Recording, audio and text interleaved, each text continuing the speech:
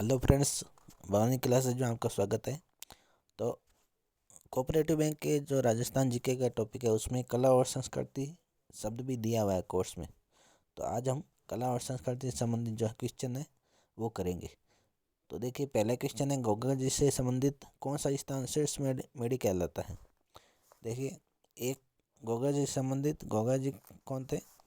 जैसे राजस्थान में एक जो त्यौहार मनाया जाता है जिसमें मिट्टी के गोगोज बनाए जाते हैं, जो जश्न जन्माष्टमी के जस्ट अगले दिन आता है, गोगा नवमी। जो कृष्ण जन्माष्टमी के अगले दिन आता है वो गोगा नवमी, वही गोगोज हैं जो सांपों के देवता थे। तो गोगा जी से संबंधित कौन सा स्थान शीर्ष मेडी कहलाता है, मतलब कौन सी जगह है, कौन सा गांव का नाम है जो शीर्ष मेडी नाम से भी जाना जाता है। एक तो गोगा मेडी है ही, लेकिन शीर्ष मेडी कौन सा गाँव है, ददरेवा चूरू। तो ददरेवा चूरू इनका शीर्ष मेडी कहलाता है।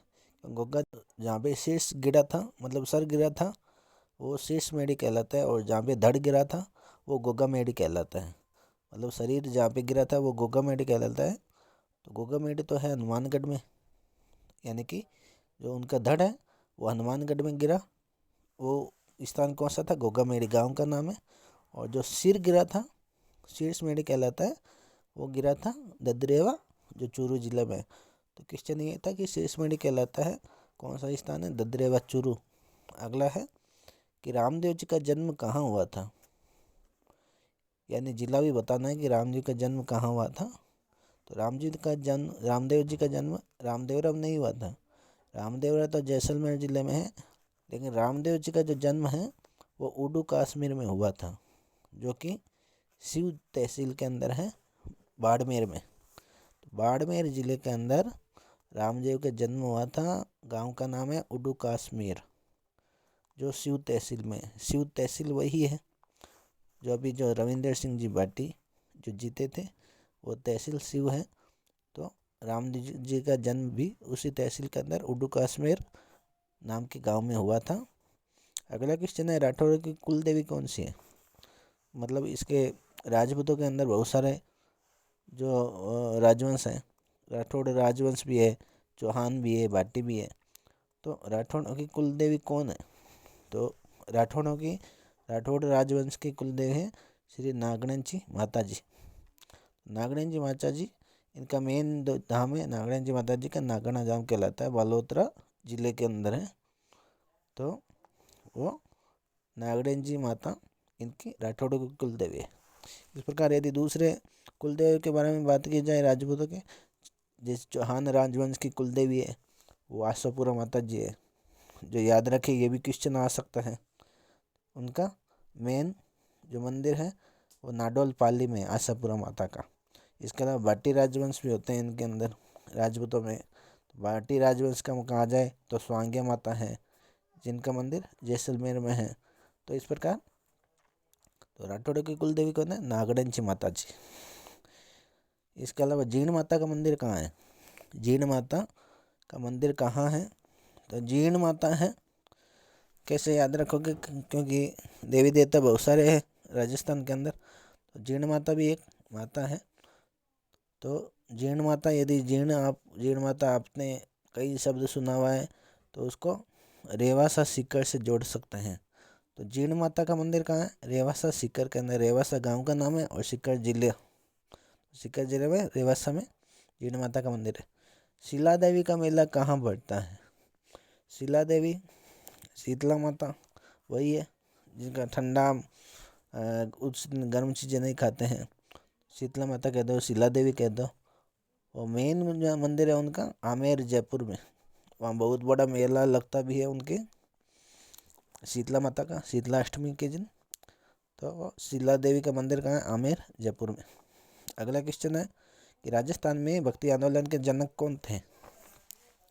तो राजस्थान में जब भक्ति आंदोलन हुआ था तो इनके मेन जनक कौन थे, संत धन्ना जी।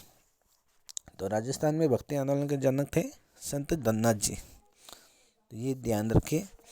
इसके अलावा अगला क्वेश्चन है, संत जसनाथ जी का समाधि स्थल कहाँ पर है। जसना जी संप्रदाय है जो कि देखिए फ्रेंड्स 36 नियमों का पालन करते हैं। जसना जी समुदाय के लोग, और इसके अलावा जसनाजी संप्रदाय के लोग जो हैं, इनका मेला बढ़ता है उस समय वो आग के अंगारों से निकलते भी हैं नंगे पाँव, उनके कुछ भी नहीं होता है। तो जसनाजी संप्रदाय का समाधि स्थल कहाँ पर है? तो वो है कतरियासर बीकानेर में। तो हमारे जो बीकानेर मेन शहर है जहाँ पे हम रहते हैं, उनके पास ये गांव, तो कतरियासर गांव है। तो वहाँ पर जसनाजी संप्रदाय का समाधि स्थल है। तो एक्चुअली बात यह है कि जसनाजी जो थे, संत जसनाजी जो थे, सिकंदर लोधी ने उनसे खुश होकर 500 बीघा ज़मीन दी थी। सिकंदर लोधी जो था, तो वो कतरियासर में ज़मीन दी थी। तो ये पूछा गया कि समाधि स्थल कहाँ है? कतरियासर में ही है उनका, जसनाजी संप्रदाय का, और मेला भी वहीं पे बढ़ता है कतरियासर में। इसके अलावा राज्य में सिखों का सबसे बड़ा मेला कहाँ लगता है? सिख जाति हैं, सॉरी सिख जाति क्या, एक सिख धर्म है। और सिखों का सबसे बड़ा मेला कहाँ लगता है? वो लगता है सावा चूरू में। एक्चुअली ये तो मेरे को ऐसे याद रह सकता है क्योंकि सावा जो है हमारे कोई रिलेशनशिप पे रहते थे, रिलेशन में हमारे रहते थे सावा में। तो वो सावा में रहते थे, तो मैंने उन लोगों से ये कनेक्ट कर रखा है, उन रिश्तेदारों को याद करता हूँ। तो मेरे को पता है कि ये इनके गांव में सिखों का सबसे बड़ा मेला लगता है। तो सावा चूरू में जो है वो वहाँ पे सिखों का सबसे बड़ा मेला लगता है, सावा चूरू। इसके अलावा है मातरकुंडिया का मेला कहाँ लगता है? मातरकुंडिया का मेला लगता है रासमी चित्तौड़गढ़ में। चित्तौड़गढ़ में जगह का नाम है रासमी, वहाँ पे मातरकुंडिया का मेला लगता है। कब लगता है? वैशाख पूर्णिमा को। तो आपको चैत, वैशाख, ज्येष्ठ, आषाढ़, ये सभी जो महीनों के नाम हैं वो भी अच्छी तरह याद करने पड़ेंगे। इसके ऊपर भी एक वीडियो बनाया जाएगा कि किस प्रकार इनको याद किया जाता है। उसके बाद साथ में ये भी बताएंगे कि मेले कौन से कब कब लगते हैं, तो साथ में याद भी हो जाएगा। और इस प्रकार ये जो हिंदी महीनों के नाम है वो भी याद हो जाएंगे, और वो कौन से अंग्रेजी महीनों में आते हैं वो भी पता चल जाएगा।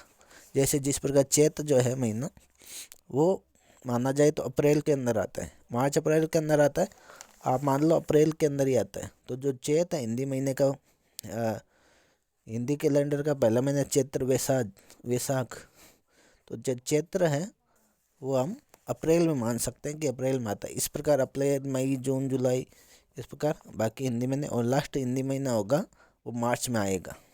जो फागुन होता है लास्ट हिंदी महीना, वो मार्च में आएगा।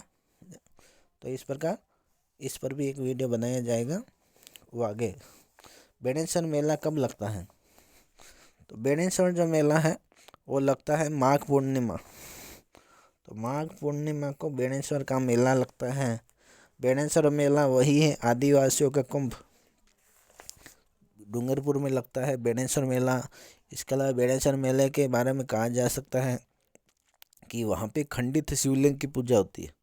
तो एक क्वेश्चन ये भी बन सकता है कि खंडित शिवलिंग की पूजा कहाँ होती है? तो बेणेश्वर धाम में होती है। तो बेणेश्वर मेला कब लगता है? माघ पूर्णिमा को। ये कहाँ पे है? साबला, डूंगरपुर ज़िले में। तो ये बिल्कुल अच्छी तरह आप याद कर सकते हो। ये आदिवासियों का कुंभ भी कहलाता है बेणेश्वर मेला। तो वहाँ पे डूंगरपुर बांसवाड़ा में आदिवासी रहते हैं, तो वहाँ पे ये आदिवासियों का बहुत बड़ा मेला है। इसके अलावा किस देवी का मेला वर्ष में 2 बार लगता है? वर्ष में 2 बार लगने वाला मेला है माता करणी माता का मेला। वो 2 बार इसलिए लगता है कि वर्ष में 2 बार ही आते हैं नवरात्र। एक तो नवरात्र आता है, आपको याद हो तो रामनवमी के पास, रामनवमी हम मनाते हैं जिस दिन श्री राम भगवान का जन्म हुआ था अप्रैल के महीने में। तो चैत्र नवरात्र में करणी माता का उन दिनों में मेला लगता है 9 दिन। इसके अलावा दिवाली के दिन होते हैं अश्विन नवरात्र, उस समय भी मेला लगता है। तो वर्ष में 2 बार किस देवी का मेला लगता है? माँ करणी माता का मेला, देशनोक, बीकानेर।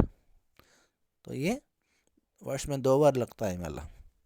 कब कब? चैत्र नवरात्र और आश्विन नवरात्र के दिनों में। इसके अलावा अगला क्वेश्चन है कि पत्थरमार होली कहाँ की प्रसिद्ध है? पत्थरमार होली प्रसिद्ध है बाड़मेर की। बाड़मेर की पत्थरमार होली प्रसिद्ध है।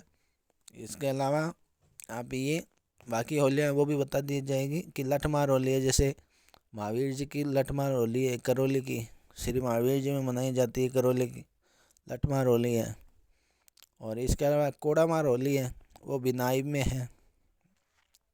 इसके अलावा दूध दही की होली है।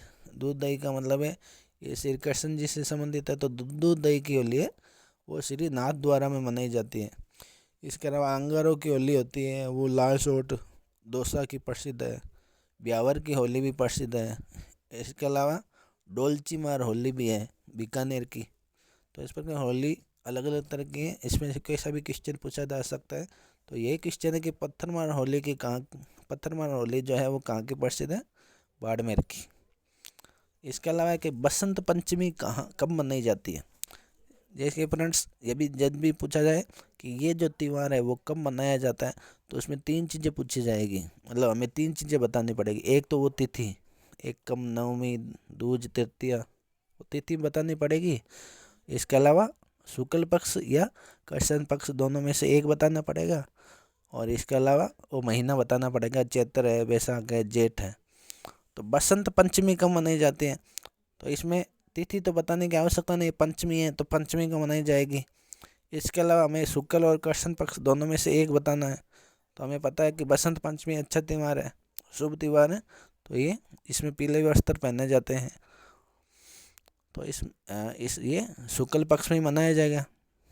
तो बसंत पंचमी, जो पंचमी और शुक्ल ये हो गया। और अब बताना है महीना, तो चैत बैसाख है, जेठ है, आषाढ़ है, कौन सा महीना है, तो ये फरवरी महीने में होता है लगभग। तो फरवरी महीने का मतलब माघ का महीना। तो माघ के महीने में, तो माघ शुक्ल पंचमी को बसंत पंचमी मनाई जाती है। तो इस प्रकार आप याद रख सकते हो। तो जो हिंदी महीनों के नाम है उनको अंग्रेजी महीनों से जोड़ के रखो, तो आपको ज़्यादा याद होगा। इसके अलावा इसके पर एक वीडियो बना दिया जाएगा, वो बाद की बात है। मछली नृत्य कौन सी जनजाति का है, तो मछली नृत्य है वो बंजारा। बंजारे जो होते हैं, जो अलग अलग जगह गीत गाते हैं, बंजारा जनजाति होती है। तो वो मछली नृत्य है वो बंजारा जनजाति का जो है वो फेमस है। तो ये तो हुए आज के कला और कला और संस्कृति से संबंधित क्वेश्चन। आगे भी ऐसे क्वेश्चन करते रहेंगे। तो ज़्यादा से ज़्यादा अपने फ्रेंड्स को शेयर कीजिए, लाइक कीजिए। Thank you.